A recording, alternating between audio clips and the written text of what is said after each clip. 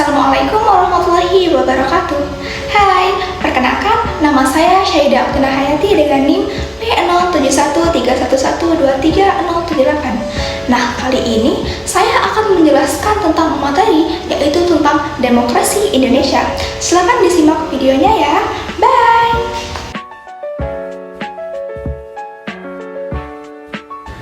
Demokrasi adalah suatu bentuk atau sistem pemerintahan yang dimana seluruh rakyat ikut serta dalam pemerintahan melalui wakil-wakilnya ataupun pemerintahan rakyat. Demokrasi juga dapat dipahami sebagai suatu gagasan atau visi hidup yang mengedepankan persamaan hak dan kewajiban serta perlakuan yang sama terhadap seluruh warga negara Indonesia. Yang dimana hakikat demokrasi adalah pemerintahan dari rakyat, oleh rakyat, dan untuk rakyat. Salah satu langkah utama dalam mendukung sistem politik demokratis adalah melalui pemilu. Pemilu ini diselenggarakan dengan tujuan untuk memilih wakil-wakil rakyat di tingkat pemerintahan pusat dan pemerintahan daerah, serta membentuk pemerintahan yang kuat dan demokratis serta meraih dukungan dari orang untuk mencapai tujuan nasional.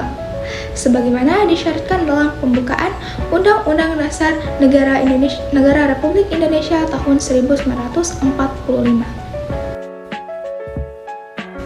Adapun rumusan masalah dari latar belakang tersebut adalah yang pertama, apa definisi dari demokrasi Indonesia?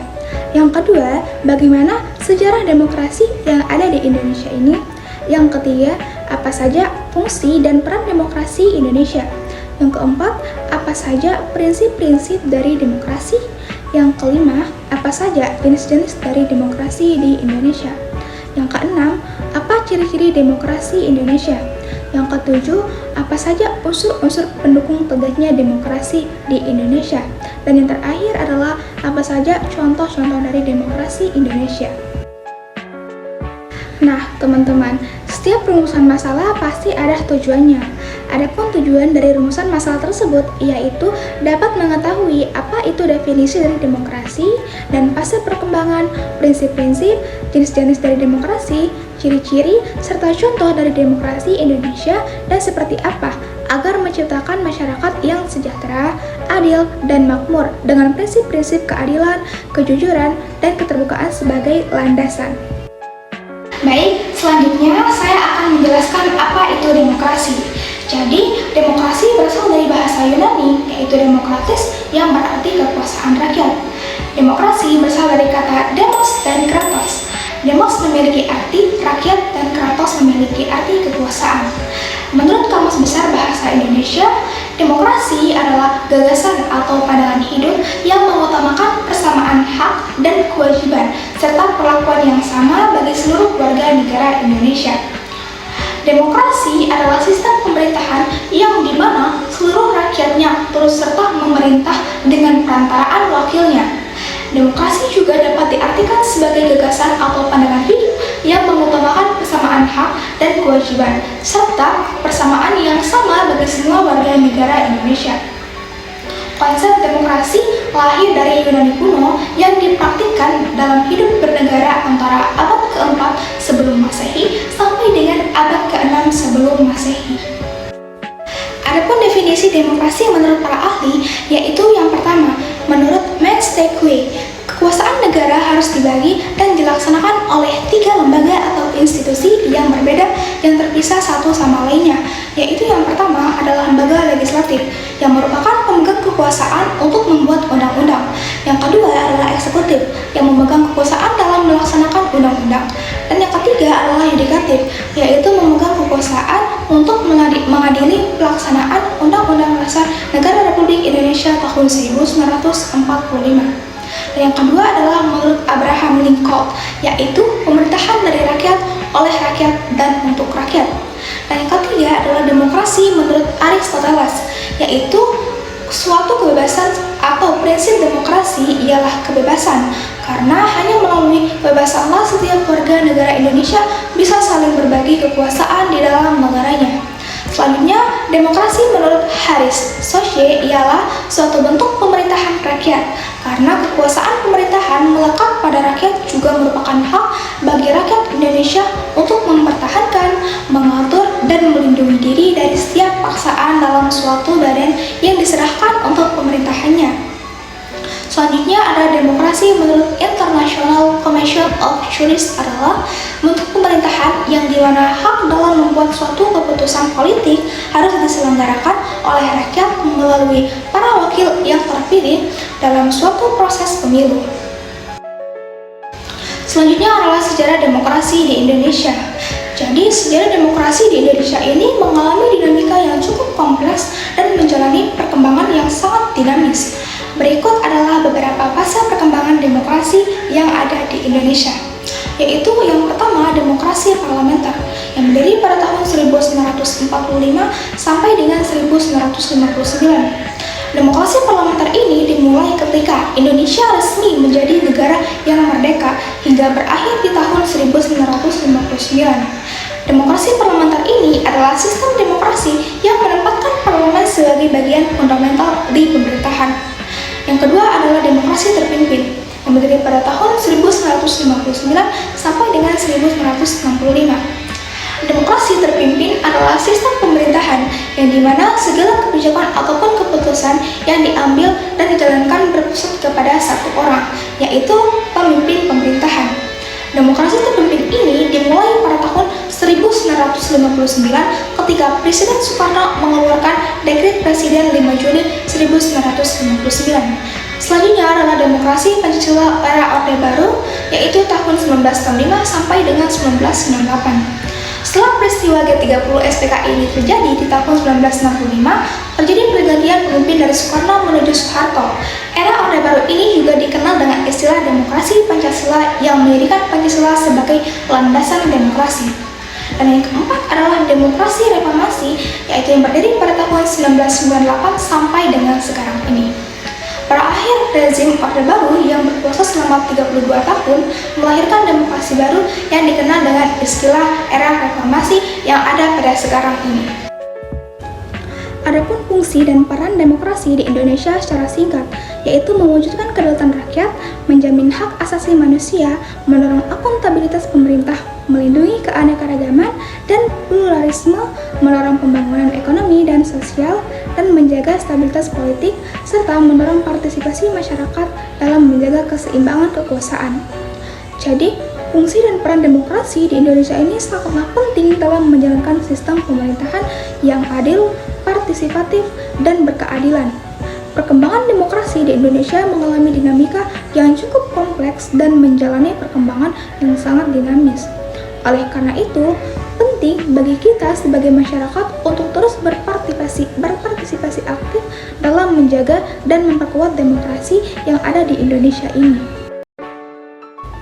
Prinsip demokrasi dibedakan menjadi dua, yaitu yang pertama, prinsip demokrasi sebagai sistem politik, yaitu yang pertama pembagian kekuasaan, yang dimana kekuasaan legislatif, yudikatif, dan eksekutif. Pemerintahan konstitusional partai politik ini lebih dari satu dan mampu melaksanakan fungsinya, yaitu ada pers yang bebas, perlindungan terhadap hak asasi manusia, pengawasan terhadap administrasi negara, serta peradilan yang bebas dan tidak memihak siapapun. Selanjutnya ada pemerintahan yang diskusi, pemilihan umum yang bebas, dan pemerintahan yang berdasarkan asas negara. Selanjutnya adalah prinsip non-demokrasi atau kediktatoran. Pemusatan kekuasaan atau kekuasaan legislatif, eksekutif, dan yudikatif menjadi satu dan dipegang serta dijalankan oleh satu lembaga. Selanjutnya ada pemerintahan tidak berdasarkan konstitusional. Pemerintahan dijalankan berdasarkan kekuasaan, konstitusinya memberi kekuasaan yang besar pada negara ataupun pemerintahan. Rule of power, prinsip negara kekuasaan yang ditandai dengan supremasi kekuasaan yang besar pada negara ataupun pemerintahan. Selanjutnya ada pembentukan pemerintahan tidak berdasarkan musyawarah, tetapi melalui dekret pemilihan umum yang tidak demokratis. Pemilihan umum ini dijalankan hanya untuk memperkuat kebebasan serta penguasa ataupun pemerintahan negara. Dan selanjutnya adalah manajemen dan kepemimpinan yang tertutup dan tidak bertanggung jawab. Tidak adanya dibatasi kebebasan ataupun berpendapat, berbicara, dan kebebasan pers, yaitu penyesuaian perpecahan ataupun perbedaan dengan cara kekerasan ataupun dengan cara penggunaan paksaan. Selanjutnya adalah jenis-jenis dari demokrasi. Demokrasi memiliki banyak sekali jenisnya. Berikut adalah beberapa jenis dari demokrasi, yaitu yang pertama, demokrasi menurut cara aspirasi rakyat, yang dimana terdapat demokrasi langsung. Demokrasi langsung merupakan negara demokrasi yang memberikan kesempatan kepada seluruh warga negara Indonesia dalam permusyawaratan saat menentukan arah kebijakan umum dari negara ataupun undang-undang. Yang selanjutnya adalah demokrasi tidak langsung. Demokrasi tidak langsung merupakan sistem negara demokrasi yang dijalankan menggunakan sistem perwakilan. Selanjutnya yang kedua ada demokrasi berdasarkan prinsip ideologi, yang dimana terdapat demokrasi liberal, yang dimana demokrasi liberal ini merupakan kebebasan individu yang lebih ditekankan dan mengabaikan kepentingan umum. Selanjutnya ada demokrasi rakyat, yang merupakan demokrasi yang didasarkan pada paham sosialisme ataupun komunisme dan lebih mengutamakan kepentingan umum ataupun negara. Dan yang selanjutnya adalah demokrasi Pancasila. Demokrasi Pancasila merupakan demokrasi yang ada di Indonesia yang bersumberkan pada nilai-nilai sosial budaya bangsa serta berasaskan musyawarah mufakat dengan memprioritaskan kepentingan seluruh warga masyarakat ataupun warga negara Indonesia. Demokrasi Pancasila negara pada kepentingan dan aspirasi serta hati nurani rakyat. Sampai saat ini, Indonesia menganut demokrasi Pancasila yang bersumber pada filsafat Pancasila. Selanjutnya ada ciri-ciri dari demokrasi. Kata demokrasi seiring waktu memiliki sangat banyak pengertian. Namun, di antara banyaknya pengertian yang berbeda, terdapat juga sejumlah persamaan penting yang menunjukkan universalitas konsep demokrasi berdasarkan kriteria-kriteria yang menjadi jaminan perwujudan konsep tersebut. Henry Nunayon misalnya mencatat setidaknya ada 8 ciri-ciri utama yang harus diperhatikan untuk menilai apakah masyarakat bersifat demokratis ataupun tidak, yaitu yang pertama adalah adanya penyesuaian perselisihan dengan damai dan sukarela. Yang kedua adalah adanya jaminan bagi terjadinya perubahan secara damai dalam suatu masyarakat yang sedang berubah. Yang ketiga adalah adanya pergantian penguasa yang berlangsung secara teratur. Dan yang keempat adalah adanya pembatasan atas pemakaian kekerasan secara minimum. Yang kelima adalah adanya pengakuan dan penghormatan atas keanekaragaman. Dan yang keenam adalah adanya jaminan penegakan keadilan. Yang ketujuh adalah adanya upaya memajukan ilmu pengetahuan. Dan yang terakhir adalah adanya pengakuan dan penghormatan terhadap kesamaan hak. Adapun unsur-unsur pendukung tegaknya demokrasi dan tujuannya adalah yang pertama adalah negara hukum. Indonesia adalah negara hukum. Perlindungan hukum bagi warga negara memberikan perlindungan hukum bagi warga negara melalui pelembagaan ataupun peradilan yang bebas dan tidak memihak serta menjamin hak asasi manusia. Yang kedua adalah masyarakat madani. Suatu masyarakat dapat dikatakan sebagai masyarakat sipil apabila bersifat terbuka, bebas dari pengaruh dan tekanan negara, kritis dan dinamis serta mempunyai pengaruh yang sangat kuat baik secara eksternal maupun eksternal, termasuk demokrasi. Yang ketiga adalah aliansi kelompok strategis atau infrastruktur politik. Unsur lain yang mendukung tegaknya demokrasi adalah aliansi kelompok strategis yang terdiri dari partai politik, kelompok gerakan, kelompok penekanan ataupun kelompok kepentingan umum, termasuk di dalamnya media ataupun pers yang bebas dan bertanggung jawab. Unsur ini sering disebut sebagai institutur politik. Partai politik adalah lembaga negara politik yang anggotanya memiliki tujuan memperoleh kekuasaan dan kedudukan politik untuk mewujudkan kebijakan-kebijakan politiknya.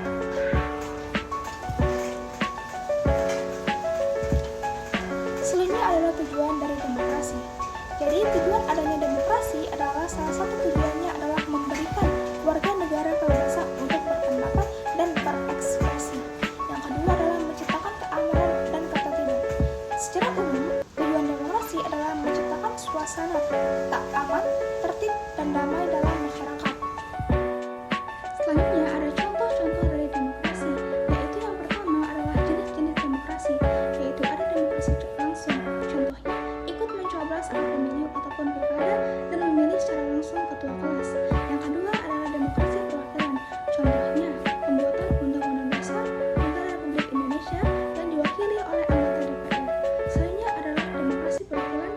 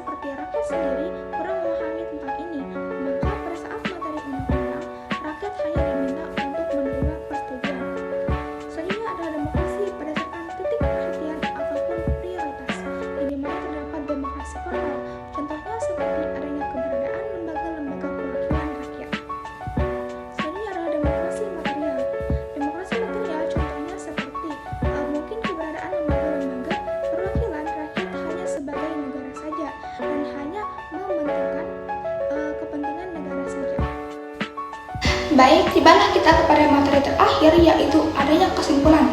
Jadi kesimpulannya adalah demokrasi adalah suatu bentuk ataupun sistem pemerintahan yang dimana rakyat ikut serta dalam pemerintahan melalui wakil-wakilnya ataupun pemerintahan rakyat, yakni gagasan ataupun pandangan hidup yang mengutamakan persamaan hak dan kewajiban serta perlakuan yang sama bagi semua warga negara Indonesia.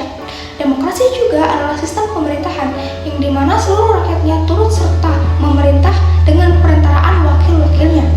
Demokrasi memiliki beberapa prinsip seperti persamaan hak, kebebasan berpendapat, kebebasan berekspresi, kebebasan berserikat, dan kebebasan beragama.